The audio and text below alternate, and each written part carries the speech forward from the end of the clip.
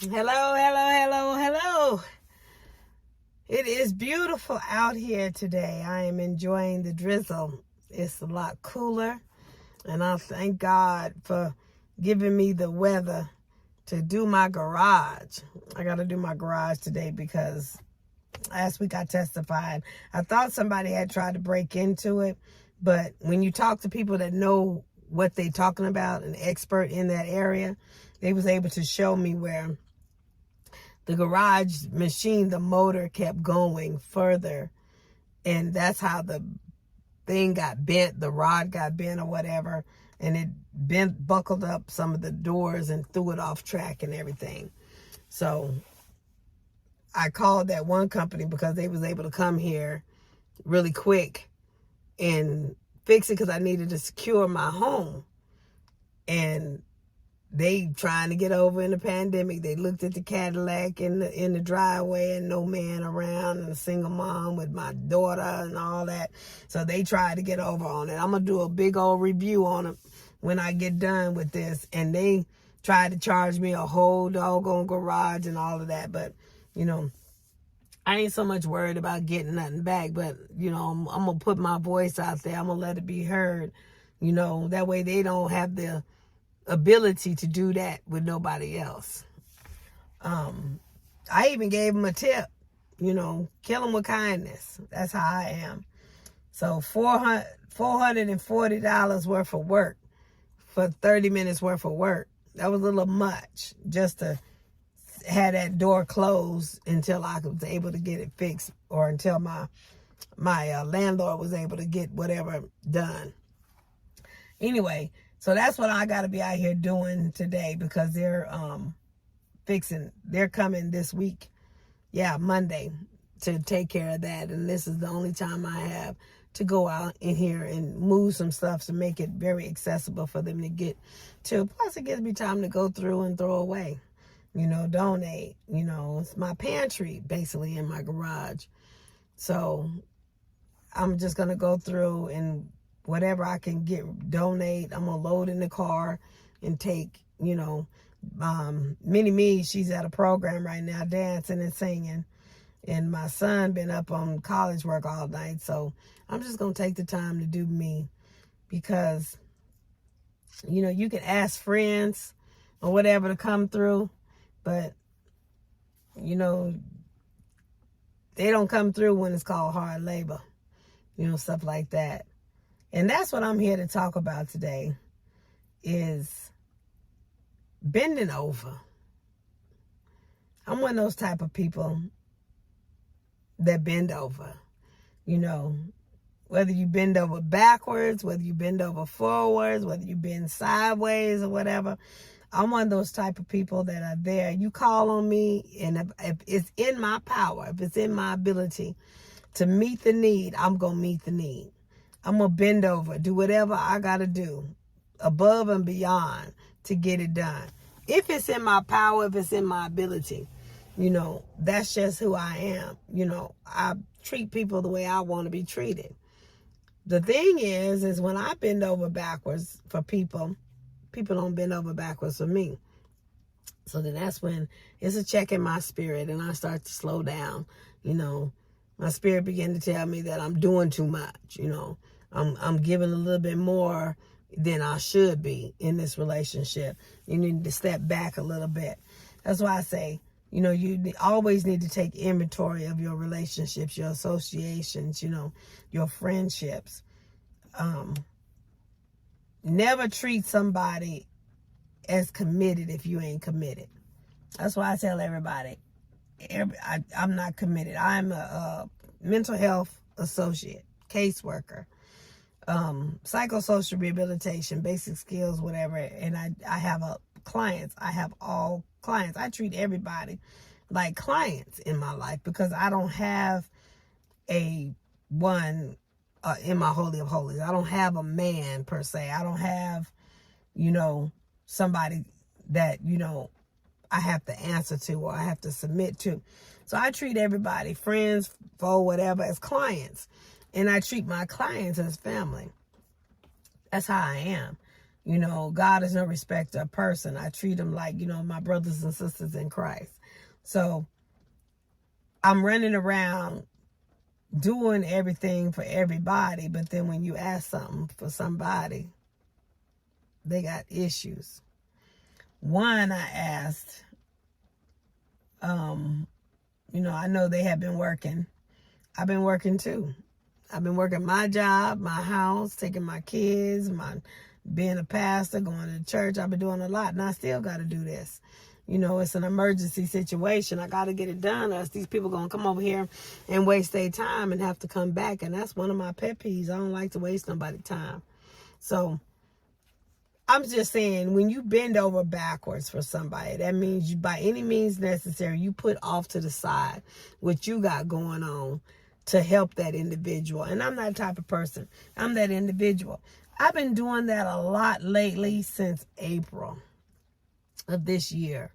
And that's why I've been, you know, I've had a lot of sacrifice going on. You know, I've had a lot of things that I've wanted and I couldn't afford because I'm trying to help this and I'm trying to do that. Bending over backwards. And it's a real check in your spirit when you realize that you going above and beyond something that person don't want to go above and beyond with you. So, and it's not like I ask, you know, I'm a type of person that, not that I'm too prideful that I can't ask, but I'm just not a person that asks all the time. Most of the time, I don't ask the people. You know, if I see a need, I fulfill it. You know, whether they say you ask or not. That's just how I am. And that's why I get myself in a lot of trouble. Because I be putting myself out there. Throwing myself at people, you know, fixing people, situations. And they didn't even ask me to do it. But, you know, I just try to make people's hearts smile. That's just how I am. You know, I literally fall asleep in my plate. You know, I'm always out here. I'm exhausted. So, I bend over backwards for people. But it's a check when you realize people don't bend over backwards for you. So I start to slow down, step back. You know, I don't be, you know, over the top caring or worrying about individuals as much. You know, like one I had call me, you know, I'm a power of attorney. And I believe this individual got into that because this individual has asked me to marry him 3 times. And I have said, not no, but I've said, walk with me. How you gonna do this? I've tried to show him where it wouldn't work.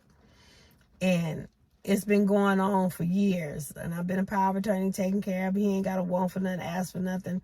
He living the best life, you know. He ain't got to worry about nothing not being paid, nothing taken care of. You know, he's gotten stuff, furniture, you know, TVs. He's gotten addition to his house. Even his nonprofit, taking care of his nonprofit, you know, just do it along with my stuff, you know, take care of it. And I get a phone call because I guess he realized he been asking people, I guess it ain't never going to be me and Belle, you know, I guess it's starting to resonate with him that it ain't going to work. So he been asking people and people just been looking at it. They be telling me, and I'm like, well, maybe he's starting to listen now. Maybe he's starting to realize that he can't cover me, that he can't keep up with me or whatever. So he got this other guy in his ear talking about he need to be a man and take care of himself and do his own stuff and pay his own bills and all that kind of stuff. I said, you ain't got to go through the smeal. I say, you sound like you finna go through one of them things again like you did the last time. He did this the last time and I was in Texas.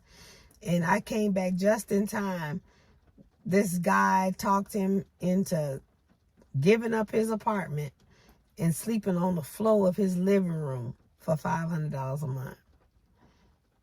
I'm like, how is that benefiting you? You giving up a whole apartment to go pay him $500 to sleep on the floor with others in the living room. So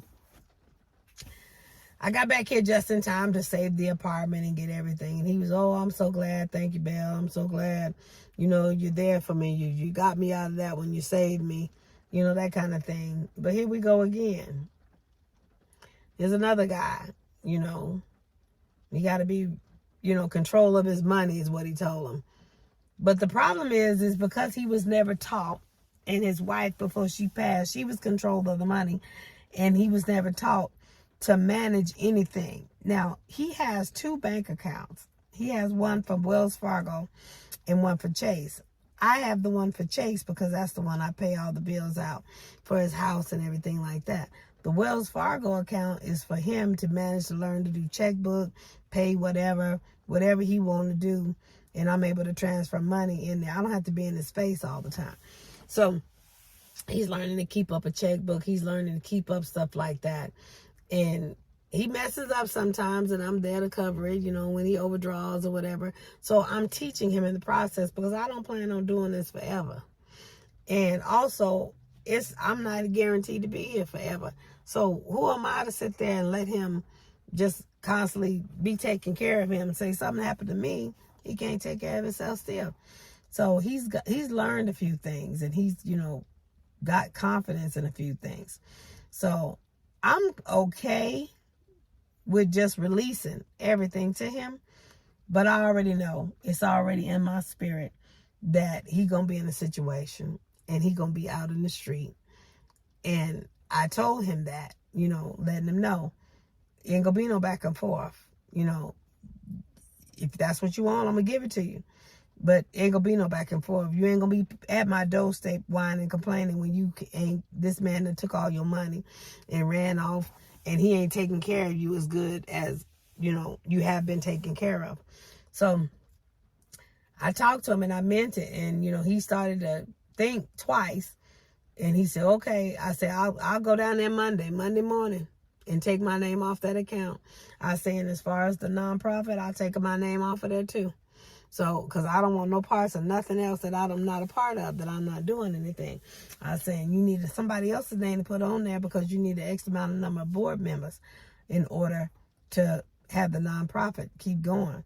Well, give me till Monday. Let me get back to you before I do all this. So I'm waiting on that phone call for him to do that. I'm going to go down there and strip my name, everything off of there immediately, and I'm going to let him have it. And it'll be before you know it. I'm going to say give it a month or 2. And he'll be in some mess, some situation, because he, listening to somebody else, and I'm trying to be a pastor. Well, he can't be a pastor, and he got to fix his own stuff, his stubbornness and everything. So I'm just going to, some people you got to show them, you got to let them bump their head. And then, you're able to pick them up afterwards. You need whatever's left. You're able to help, whatever's left. So I'm about ready to get rid of that situation if he give me that call. I ain't got to deal with that, them bills and all that no more. So that's coming off my plate. I have some other, clients in my life that, they just think they want my time. They just want to waste my time. They want me to do stuff on their time. It's that spirit of control is what it is. I got this one client I was talking about the other day. I went over there, set time to go take him to go get his bus pass and his set him up to get his phone on Tuesday. The day I don't even work on Tuesday, but I took that time to go do that, and I ended up going to the house, knocking on the door, and he wasn't even there. He didn't even answer the phone. He didn't answer the door. He didn't have no phone, so he didn't answer the door. The people ain't seen him. They said they ain't seen him since 6 o'clock that morning. And the thing is when I told him that I could take him, I would have to drop him off. I could take him to one appointment, which is the welfare office, so he can get the paper. And then I could take him to the phone. You get the bus pass and the paper of the welfare office. And I could take him to the phone. And while he was standing there getting the phone, because it take a while for all that verification and stuff to go through, he could get the phone and, get on the bus and get home or whatever. He didn't want to do that. He wanted to be flossing in a caddy. Everywhere we go, he want to put his arm, try to put his arm around me like we together. Like he want to create this picture or this facade that, he with me or something. And I'm like, no, he not with me like that. And he wants to always be in the front seat of the caddy. He want to act like he can drive, but he can't drive. He ain't got no license. I know that's part of his diagnosis and everything, but sometimes that mess gets old because you do learn after a while. But, so when I told him I was going to drop him out, he didn't want no part of it. He just didn't show up, wasting my time. So I told him, I say, let him know I was here. I said, I don't, like that he wasted my time, but I'm gonna make sure he get his paperwork, and I'm gonna make sure he have his paperwork in time to take his own stuff by himself. So he ain't gotta hold me up or nothing like that no more. I finally get a call later on, him being, I'm sorry that, I wasn't there, and I tried to get it done. I tried to be there at the time to do it. It was all, him on or whatever. I didn't even respond to it. Anyway, he was supposed to be there that next Wednesday or whatever to go. He didn't show up then either because he didn't want me to drop him off. And he didn't want to deal with me as far as me telling him, I don't like when people waste my time. I don't have to be out here doing this or whatever. So I knew Thursday was going to come up because that's the pantry day. And he wanted to get food and stuff. And he was going to use getting food as he wasn't able to get on the bus with the food. And he was going to try to slide his way to get me to take him home and do all this other kind of stuff. So I got tired of fighting with it. And he waited till the time was time for me to go get my son. So he making me late, pushing into my money. I'm thinking I'm going to have to buy an Uber for my son. And then I'm spending extra gas. So he coming out my pocket now. So I'm highly upset. So, bending over backwards. But I went on and did this with instruction. I said, look, I'm going to do this. And I'm going to pick my son up on the way. But next month, don't expect it. You going to do what you got to do to take care of it. I don't know how else you go get all that food home. You was doing it before. Whatever. For you acting like this is how we going to do this. You're not going to control me and cancel what I'm trying to do during my day that I got planned for my day to stop and do for you what you want me to do. No, you're not going to control me like that. So helping and sharing is one thing. But when you trying to control people, I got a problem with that. So he said, okay. He went in one end, out the other. He think I'm playing. I got his paper ready for next month already. Ready. I'm going to give it to him because he can go down there 3 days before it expires. I'm going to give it to him right there on that first day before that he can go down there. And he going to make sure he get down there to get his bus pass. Because this cat ain't going to be running around doing just because, he won't control. It ain't going to happen. So, I took him down there. He got the bus pass. They didn't get the phone because there wasn't no phone there. I ended up picking up my son on the way to drop him off at the house with the food. I told him the next day, I say, I'll take you to the welfare office if you meet me at the group, because he's supposed to be in group anyway. I said, we'll leave there. We'll run over to the Owens office, get the paper you need, and I'll take you down there to where we see the tent for the phone, to get the phone. And, that'd be on my way to do what I got to do. Again, he wanted to floss in a caddy. He didn't show up till 10 minutes before his therapy time, which was at 2:30. Mind you, he know I got to pick up my son. I'm not going to stop and wait and not pick up my son because of him. He just missed out on another day.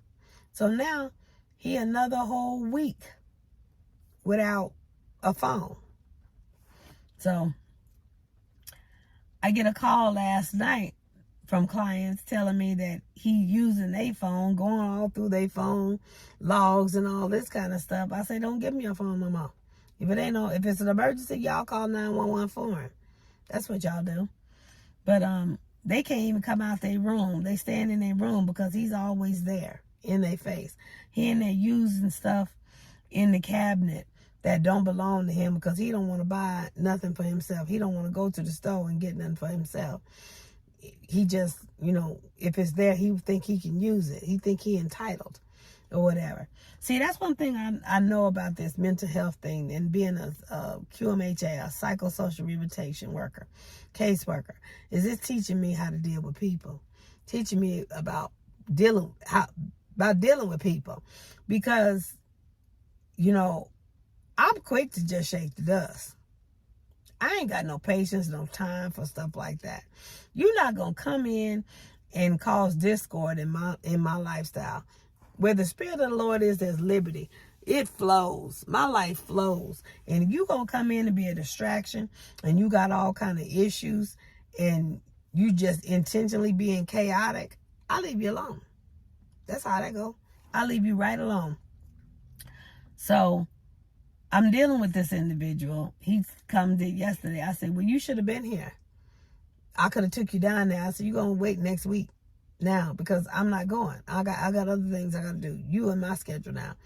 And he tried to whine and hem-haw and try to make it. I tried to be such pitiful and victim and all of this. Like I'm supposed to change my mind and say, okay, I'm going to do it. No. He waiting without a phone. Anyway, I'm saying you get these people. That's one of the downfalls of being a single mom or a single woman, because you get these men that want to dictate. They want you all for themselves. They want you to help them, but you're supposed to drop everything that you're doing to help them do what they need to do. Mind you, it don't matter if it's bothering you or what you got or whatever. So I got one that he knows that, you know, I'm going through a lot of sacrifice and, you know, I'm going through a lot, you know, trying to make ends meet and stuff because of some things that I'm doing. You know, I want to say he care. But then again, I could say that maybe he just needed a ride to go get something to eat. You know, you never know really the mindset of anybody. You know, everybody to each his own. Everybody don't live life the way I do. Everybody don't love the way I do. So, and regardless of whether he wanted to get a ride to go get something to eat or whether he genuinely wanted to go share a meal, the fact is I was going to do it anyway because that's just who I am. You know, I love to do stuff. I offered to take an individual with me, you know, to take care of a couple of things, and that ended up wasting my time because I'm sitting waiting, trying to see where this individual gonna be or pick them up or what we doing, or, you know, and that's not no liberty. That's chaotic. So after a while, that anxiety, when you deal with people that's got anxiety, you know, that's chaos. That causes all kind of mess in your life, trying to wait on somebody else that don't know what they doing or whatever, or not getting their way. So, I left and I just set my mind on what I got to do, and I just do what I got to do. And, you know, they know how to call and come around, you know, and I know when I'm busy, I know how to shut my phone down to where, you know, only emergency calls come through and get done what I need to get done. You know, I just don't let nobody take up my time or try to control my time. Or, you know, if we can work together, that's one thing. But if we can't work together, I got to let you do you and I do me. That bending over backwards, or people that don't bend over backwards for you, I learned that that's got to stop. As soon as I see that is an issue, that I'm going over and beyond for somebody else, and they don't want to go over and beyond, they don't even want to put a crease in their routine for you, it's time to back it up. It's time to check, you know. Maybe I'm thinking more, maybe I'm being an infidel. Maybe I'm thinking what I'm gaining the world but losing my own soul because I'm too busy worried about somebody else. And I'm sitting over here suffering and sacrificing and struggling over here. So I just let it go. And, you know, normally I save gas, I save time, I save money, I save all that, you know, and I just start doing me, you know, start filling my cup again. And then, sure enough, by the time my cup started overflowing, here somebody come, or that one person come back again to help them. And, you know, I have no grudge, don't have no animosity or anything towards them, but I know I'm just going to do me. I'm 51 years old, and ain't nobody but God going to come and tell me what to do. Like I say, submitting is not dictatorship. Submitting to somebody And they got to be, as they submit to the Lord. But submitting to somebody does not mean that they have rule and reign over you. I belong to God. That's who has rule and reign over me. So because I say no, I got the gift of no. So if because I say no, I mean no. And that's what I have to mean no in order to salvage what's in me in my life and for my children. I wouldn't have a Cadillac if I didn't know how to say no. So I'm working on a house now or a motor coach or something now. So therefore I got to stop all this sacrificing for others. Because normally that's what it is. I'm sacrificing for others. I don't really want nothing. There's nothing. I don't want for nothing. So I don't sacrifice for myself. I didn't even sacrifice for this car. Like I said, God woke me up at 3 o'clock in the morning and told me that I didn't get it. I didn't sacrifice for it. My sacrifice is always normally sacrificing for somebody else. And, walking with somebody. And when I see that person ain't ready to walk with me, it's time for me to pay attention. So, I'm going to get ready to get off of here. I got to do this garage. Walk in here and do what I got to do. Go on and clean out some things or whatever. And get ready for my garage to get fixed. At the same time, be able to set some stuff off to the side so when the garage is fixed, I can just get probably a U-Haul truck, because that's a whole nother story. I was supposed to have a truck. But I'll go get me a U-Haul truck and haul some stuff up out of here. Get some baggage off of me. If people are in your life and there's no liberty, you need to take inventory. Stop bending over backwards for those that ain't bending over backwards for you. And don't be bending over frontwards for them to just do you in the back all the time. Bending sideways, you doing all kind of hoops and everything, trying to make sure that they okay. Make sure you okay. Make sure, God, it say, give it the same measure. Give it, and it shall be given unto you. Pressed down, shaken together. Men shall give into your bosom. The same measure. So if you giving above and beyond and you're not getting above and beyond back, maybe God is teaching you that you need to pull back some. Slow down some. I do above and beyond, but I'm not committed to nobody. I can stop. I don't have no commitment. I'm free to do whatever I want to do. So if they ain't making no commitment, they don't even have the right to try to tell me what to do. No control or whatever. Or try to bind my time for them. They don't have the right. So they ain't making no commitment. They ain't paying no bills over here. They ain't doing none of that. So as long as I'm doing myself, God, through the grace of God, they don't have no right. They ain't got no right to dictate to you. They ain't got no right to, that narcissistic spirit don't have no right in your life if there is no commitment. Now, if you committed to that type of thing, you need to pray and try to get up out of that type of thing. Pray that God change that spirit or something. Pray God give you wisdom or whatever. Because I'm not going to be in no relationship that's going to dictate to me and tell me what to do like I'm some type of slave. I'm not going to do it. That ain't what God called me to be. That's not my purpose or his plan. So, stop bending over backwards for people that they don't even want to go around the corner for you. They don't want to bend at all for you. So, this is what I was talking about. It's easy for me to just go on and do it myself than to sit and teach somebody else. So, I guess this is my teaching part. I say God working on me. This is my teaching part. I'm teaching. Now I'm finna go and do this by myself. Throw me some worship music on. Do this by myself. Clean this garage out. And celebrate by myself when it's done. And then, like I say, that them individuals, them clients or whatever, they gonna want me to do this, that, and the other. If I feel like doing it, then that's what I'll do. If it fits in my plan, that's what I'll do.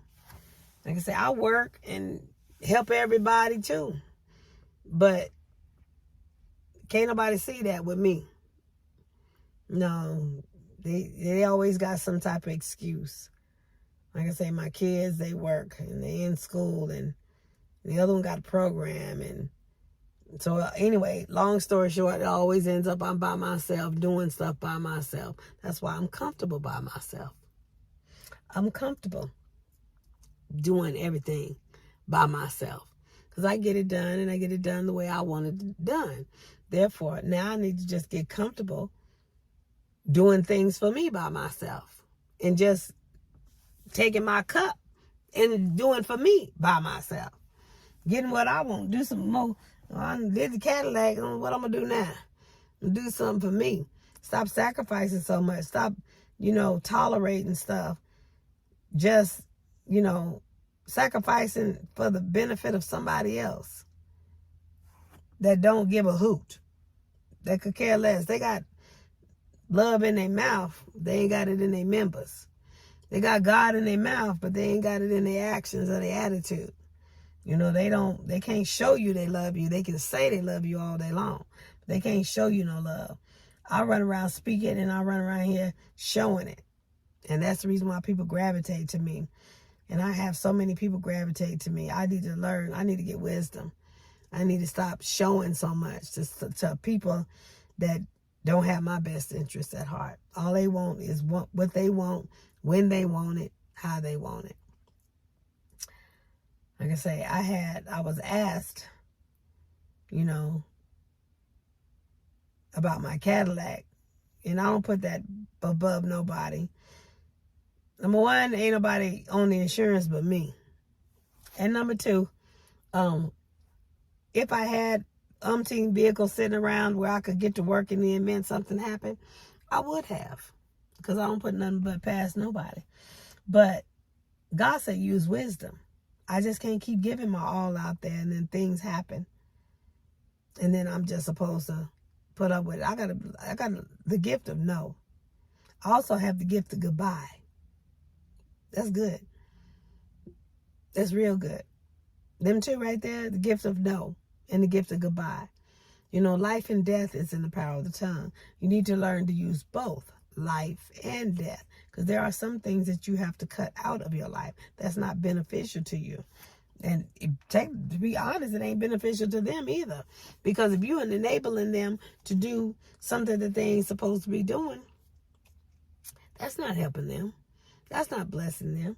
If you run around playing God in somebody's life, how is that helping them? You're not God, but you acting, you playing God in their life. You bending over backwards to help them. So I'm at a state now where I'm bending over backwards to help me and do what I got to do.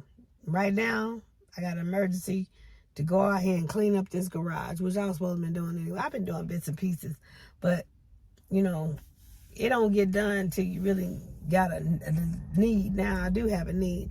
I got to have it cleaned and moved out by 9 o'clock or 8 o'clock Monday morning. I got to have it situated so they can come fix this garage door. So not only am I going to have that fixed, but I'm going to have a blessing. I'm going to have a clean garage, organized, situated the way I want it situated. I just, like I say, throw my worship music on and go do me. And like I said, I used to look for people to want to love the way I love, but I stopped that a long time ago. If God ever happened to send somebody that sees life the way I see it, then it'll be a blessing. But like I said, I teach also opposites attract. So I'm always gonna have somebody come to me that is the opposite of me, where I love. Normally I get people that hate women. They really, in their life, they hate women. They can't handle women. They just don't like women because of whatever in their childhood, their trauma, whatever. I get, men that just can't stand women or whatever, for whatever reason. And I guess God uses it to show them and teach them something. And, you know, if that's the case, to God be the glory, more power to him. But it's not going to change me. I'm still going to do me. And like I said, I'm at one of them moments where I got to get selfish now and do me to get my cup restored. And to be able to get out there and start giving again. When you start getting negative and you start whining, you start complaining, your feet swelling, and, you know, you having all kind of health conditions and stuff, you don't want to do certain things because, you know, it's causing you all kind of negative emotions and stuff. It's time to step back and do you. Get refurbished, get restored. And then you're able to have what you need to go out there and start giving and loving again. Because, you know, that's like a thing that let you know that your love, you running low. Your well is running dry. You know, you drying up. You know, pull back. Love on yourself some. Don't, because people, they're not going to love on you the way you want to be loved on. They're not going to love on you the way you need. I mean, most people don't even know my love language. And I'm simple. Mine is time. I'm a cheap date. But I can't say that because time is precious. That's the one thing you can't get back. Only God can give it to you. But I got people in my life that don't even want to spend time. Just something simple. All the money and everything, because I don't serve money. Money serves me. All the money that I have given through the years. All the blessings monetary blessings and things that I've done through the years. And all I ask is for time. And you can't find nobody to want to sit. Time. That's it. That's sad. It really is. That's a poor individual. Very, very poor. But anyway, like I say, I'm finna throw on my worship music. Get my praise on. Go out here and do this garage. And I think I might treat myself to dinner. That's what I'm going to do. I'm going to treat myself to a nice dinner when I get done. So y'all stay blessed.